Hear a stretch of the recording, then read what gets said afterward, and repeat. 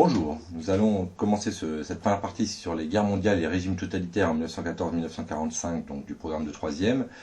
Cette partie propose trois chapitres qui sont assez cohérents ensemble, puisque la première partie, le chapitre 2 du programme, c'est la Première Guerre mondiale vers une guerre totale. Le chapitre 3, les régimes totalitaires dans les années 30 avec Hitler et Staline. Et enfin le chapitre 4, la Seconde Guerre mondiale, une guerre d'anéantissement entre 1939 et 1945. Le chapitre 2 s'intitule donc La Première Guerre mondiale vers une guerre totale entre 1914 et 1918. En guise d'introduction, nous pouvons observer ce tableau d'Autodix triptyque La guerre qu'il a peint 10 ans environ après la Première Guerre mondiale. Ce tableau montre bien les conditions de vie des soldats entre le départ au front, l'état du paysage du front après les combats, où tout est dévasté, où seul surnage un soldat muni d'un masque à gaz dans un paysage donc désolé. Et à droite, on voit le retour de l'enfer avec une sorte de fantôme qui tire un prisonnier pour sortir de cet enfer. Nous avons aussi en bas des soldats visiblement en train de dormir dans un abri ou peut-être morts, on ne le sait pas. Donc ce chapitre va nous permettre de poser la question: pourquoi la Première Guerre mondiale transforme-t-elle totalement les sociétés européennes? En effet, on verra que ces sociétés sont totalement changées par cette guerre. Donc la fiche d'objectif proposée pour ce chapitre comprend une dizaine de mots et expressions à savoir définir et réutiliser. Deux capacités, rédiger une dizaine de lignes ou une quinzaine de lignes sur la guerre des tranchées et le génocide des Arméniens. Il faut aussi connaître 5-6 personnages principaux ainsi que 4 dates repères du brevet. Enfin, pour conclure, quelques compétences travaillées sont indiquées en bas à droite. Alors, en guise d'introduction, nous allons voir les alliances en 1914. Alors pour commencer, je vous propose cette caricature anglaise de 1914 qui, sous forme de chiens en train d'aboyer, nous représente les empires centraux. À gauche, nous voyons les deux chiens français et anglais qui sont alliés, et à droite, le rouleau compresseur russe qui avance vers les empires centraux. Alors sur une carte plus traditionnelle, on voit bien les alliances du début de la guerre. Vous avez le Royaume-Uni et la France, les deux démocraties alliées à l'Empire de Russie, et au centre, l'Empire allemand et l'Empire d'Autriche-Hongrie qui sont alliés à l'Italie. Cette alliance centrale s'appelle donc la Triple Alliance, tandis que l'alliance Royaume-Uni-France et Empire de Russie est la Triple Entente. Donc ces alliances n'ont pas pour but de déclarer la guerre, mais elles ont pour but de défendre en cas d'attaque d'un des pays. Donc cette attaque n'était pas prévue, mais un incident à Sarajevo en juin 1914 va provoquer en un mois environ cette guerre mondiale, puisque à Sarajevo, le fils de l'empereur d'Autriche-Hongrie, Franz Ferdinand, se fait assassiner par des terroristes nationalistes slaves qui visiblement sont aidés par la Serbie lors de cet attentat. Les Autrichiens vont lancer un ultimatum aux Serbes à cette occasion, mais ils ont quand même un petit peu peur de la réaction russe qui sont alliés aux Serbes, et donc ils demandent aux Allemands s'ils seront prêts à les soutenir en cas d'attaque russe. Donc les Allemands étant prêts à les soutenir, les Autrichiens déclarent la guerre à la Serbie, les Russes mobilisent leur armée, sans attendre, les Allemands déclarent la guerre à la Russie. Cette déclaration de guerre entraîne le jeu de l'alliance défensive, et ainsi la France et le Royaume-Uni déclarent début août la guerre à l'Allemagne. Nous voici donc avec une guerre européenne et en fait mondiale, car ces pays ont de nombreuses colonies dans le monde entier, guerre qui va durer donc pendant plus de 4 ans. Voici le résumé du cours qui est à retenir. Donc nous allons, pour faire cette première partie qui concerne les 3 grandes phases de la guerre, remplir une frise chronologique au fur et à mesure. Donc pour commencer, voici la situation en 1914 et pendant la guerre des principales offensives. Nous voyons bien qu'au niveau stratégique, les empires centraux sont situés entre les pays de la Triple Entente et sont donc dans une position difficile. L'Italie, qui était dans la Triple Alliance, n'est pas entrée en guerre et on verra, rentrera en guerre en 1915 du côté de la France et du Royaume-Uni. Donc les Allemands ont une stratégie assez simple au départ de la guerre. Ils postent assez peu de troupes face aux Russes avec l'objectif d'attaquer massivement sur la France, l'abattre rapidement et ensuite revenir pour combattre les Russes. Donc en 1914, on voit bien ici sur ces quelques photos le début de la guerre, les soldats français qui défilent au moment de la mobilisation avant d'aller sur le front, à droite des soldats allemands en train d'avancer dans une plaine française.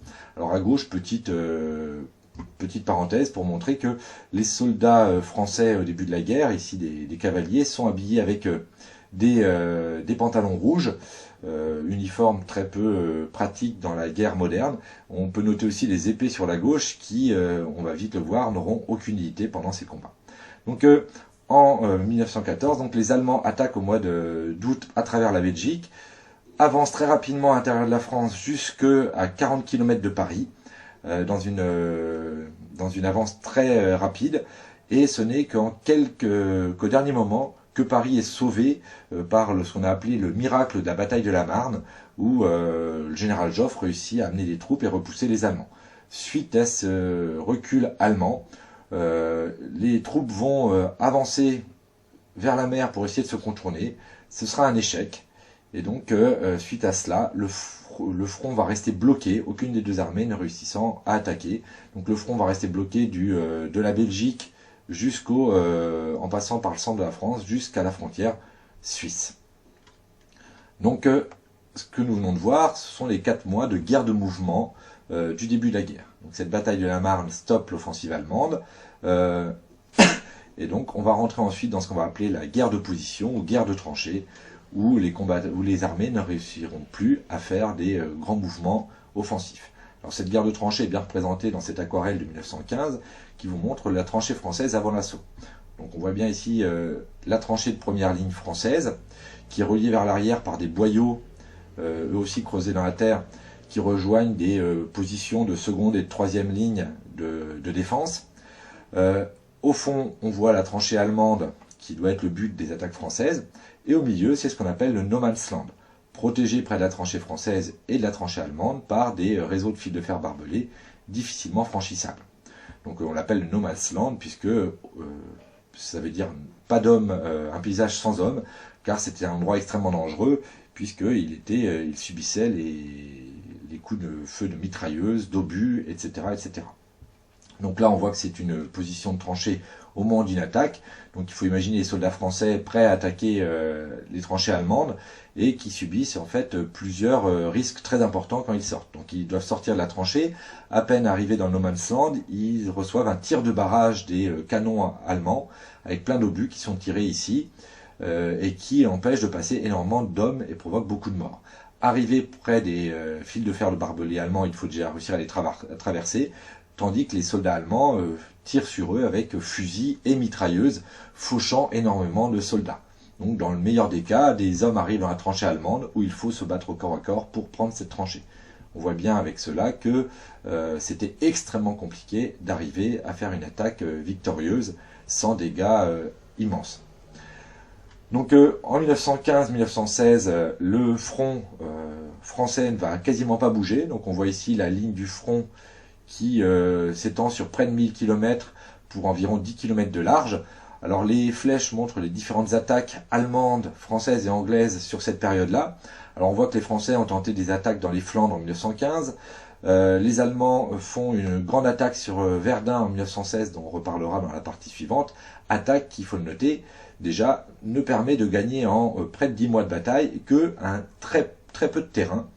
Les Anglais qui attaquent dans la Somme en 1916 vont également, après des durs combats, ne gagner que quelques kilomètres de terrain aux Allemands, au prix de pertes énormes, puisque rien que le premier jour de l'attaque, le 1er juillet 1916, les Anglais perdent 30 000 soldats morts en une seule journée. Donc le front n'arrivant pas à bouger, les soldats sont englués dans leurs tranchées. D'autres solutions stratégiques sont tentées. Les Français et les Anglais vont par exemple tenter d'aider les Serbes pour progresser en Autriche. Ils vont tenter un débarquement dans les détroits des Dardanelles qui sera un échec cuisant. Les Allemands, eux, réussissent à avancer en Russie, mais se retrouvent bloqués à leur tour face à des tranchées russes qui vont difficilement bouger pendant plusieurs mois. Donc on voit bien que la situation est bloquée et cette guerre de position va durer 3 ans sans réussite, sans avancée notable, mais au prix de pertes énormes. Donc on note dans la frise chronologique, guerre de position pendant 3 ans, avec une bataille à retenir dans les dates importantes, la bataille de Verdun en 1916. On peut déjà Notez également qu'en 1917, suite à ces 3 ans de guerre extrêmement durs, plusieurs mutineries vont avoir lieu dans les différentes armées belligérantes, notamment côté français après l'offensive complètement ratée du chemin des Dames de 1917 qui va avoir peu d'intérêts territoriaux et qui va provoquer énormément de morts. Les soldats se mutinent, c'est-à-dire qu'ils refusent de retourner au front pour combattre. Alors ces mutineries sont sévèrement réprimées puisque plusieurs dizaines de soldats seront fusillés et les soldats finalement retourneront au combat mais avec peu de motivation tout de même. Donc en 1915-1916, nous en reparlerons, il y a le génocide arménien par les Turcs de l'Empire ottoman. Et en 1917, 2 événements vont changer la nature stratégique de la guerre et vont entraîner quelques mois plus tard la fin de la guerre de position. Premièrement, en 1917, les Américains rentrent en guerre avec l'Entente. Ils étaient alliés économiquement depuis pas mal d'années puisqu'ils leur fournissaient des armes et ils décident de rentrer en guerre contre les empires centraux. Deuxième événement stratégique, c'est la révolution russe d'octobre 1917 qui voit les communistes prendre le pouvoir. Ces bolcheviks communistes donc vont réclamer immédiatement la paix aux Allemands, paix qui se signera début 1918. Donc ces 2 événements vont entraîner un changement de rapport de force entre les pays belligérants, puisque on va avoir les Américains qui vont rentrer en guerre, mais seulement à partir de la mi-1918 massivement, puisqu'il fallait qu'ils se créent une armée. Et en plus de ces changements stratégiques, on voit apparaître de nouvelles armes qui vont être décisives à la fin de la guerre, comme les chars Renault représentés sur ce dessin ici, qui va permettre de passer le no man's land avec moins de dégâts qu'un homme seul face aux balles. Donc en 1918, les Allemands vont tenter plusieurs offensives entre mars et juillet, offensives qui sont lancées car ils ont une supériorité numérique ponctuelle. En effet, ils ont ramené toutes leurs troupes qui étaient sur le front russe en même temps sur le front ouest. Donc cette supériorité ponctuelle va leur permettre de gagner du terrain dans la Somme où ils vont approcher Amiens et aussi ici où ils vont approcher de Château-Thierry, donc à une 150aine de kilomètres de Paris. Mais l'armée allemande est à bout de force en cette année 1918 et ils ne réussiront pas à aller plus loin. Et c'est ensuite au contraire les alliés anglais, français et américains qui sont maintenant en nombre qui vont lancer des offensives finales sur les Allemands. Alors les Allemands reculent en bon ordre pendant 3 mois, mais arrivés en novembre 1918, ils ont perdu quand même un territoire assez conséquent, même si l'Allemagne elle-même n'est pas envahie. En fait, ce qui va mettre un terme à la guerre, c'est la situation intérieure de l'Allemagne, puisque le 9 novembre 1918, une révolution interne au pays provoque la fuite du dirigeant allemand, l'empereur Guillaume, et les dirigeants qui se retrouvent maintenant au pouvoir, en accord avec l'armée allemande, décident de demander la fin des combats, c'est-à-dire l'armistice. Cet armistice est signé le 11 novembre 1918 dans un wagon de la forêt de Compiègne à Rotonde, et elle marque la fin des combats et donc la fin de la guerre. Elle sera suivie 1 an plus tard par le traité de Versailles qui marque la paix entre les Allemands et ses adversaires, donc en juin 1919. Voici pour la fin pour ces phases de la guerre.